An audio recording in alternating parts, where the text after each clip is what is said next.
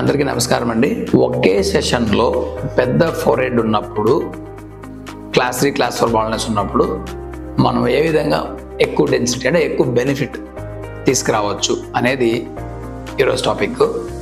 దాని మీద ఒక పేషెంట్ మనం ప్రాక్టికల్ సర్జరీ చేసి వీడియో రిజల్ట్స్ రికార్డ్ చేసి మీకు చూపిస్తాను.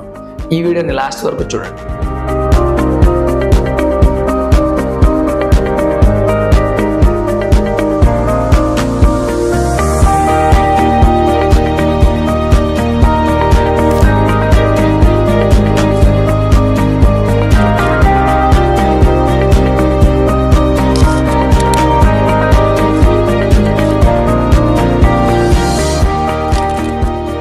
ఈ పేషెంట్కి బేసిక్గా ఏంటంటే మీరు గమనిస్తే ఫ్రంటల్ ఫోరెడ్ చాలా పెద్దగా ఉంది.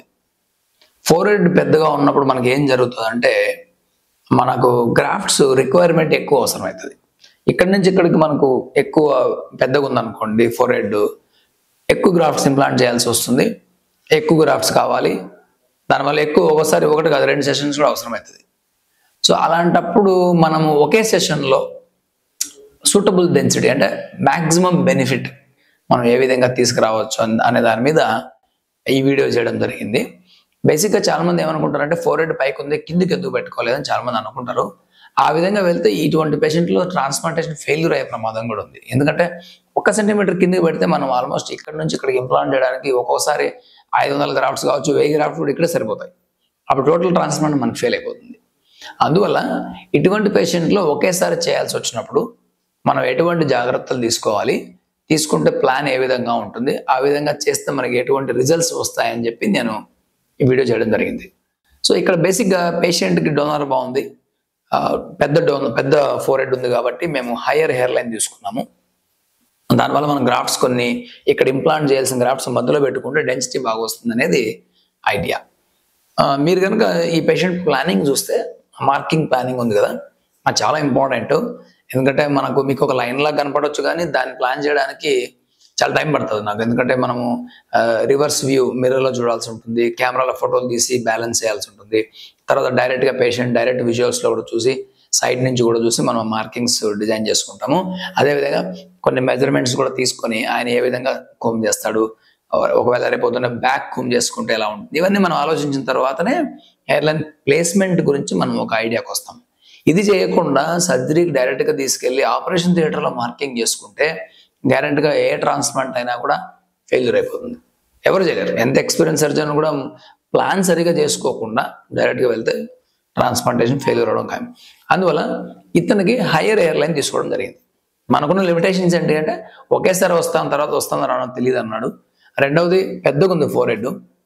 అలాంటప్పుడు గ్యారెంటీగా ఒక్కసారికి మాక్సిమం బెనిఫిట్ అయితే రావాలి అనేది మన వర్షన్. ఆ ప్రకారంగా డిజైన్ చేసామన్నమాట. ఇక్కడ కనుక మీరు 8 months తర్వాత రిజల్ట్స్ అబ్జర్వ్ చేస్తే చాలా న్యాచురల్గా అయితే వచ్చింది.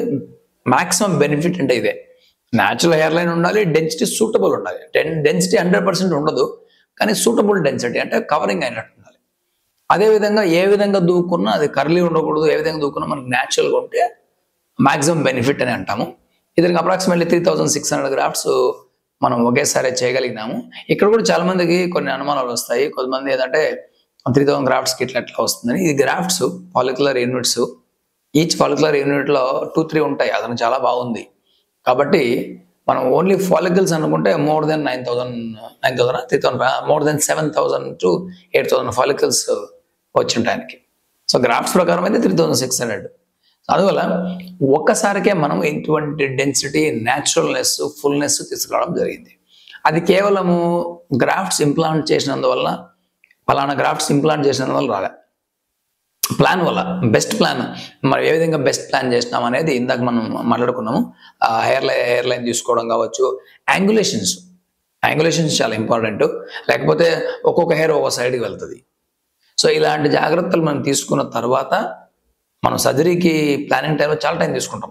ఆ టైంలో ఇవన్నీ జాగ్రత్తలు తీసుకున్న తర్వాత మనం ఇంప్లాంటేషన్ కానీ ఇవన్నీ చాలా బాగా చేస్తే మనకు డెఫినెట్గా 1 సెషన్లో ఇటువంటి పేషెంట్లకి ఈ విధంగా మనం డెన్సిటీ తీసుకురావచ్చు.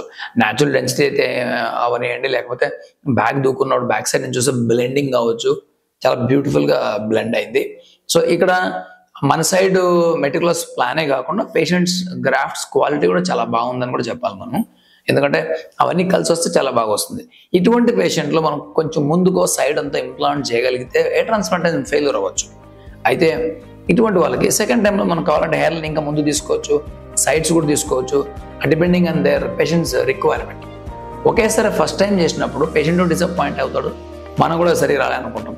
కాబట్టి ఫస్ట్ సెషన్లో మాక్సిమం బెనిఫిట్ ఏ విధంగా వస్తుందనే దాని మీదనే మనం ఫోకస్ చేయాలి. Thanks for watching our videos.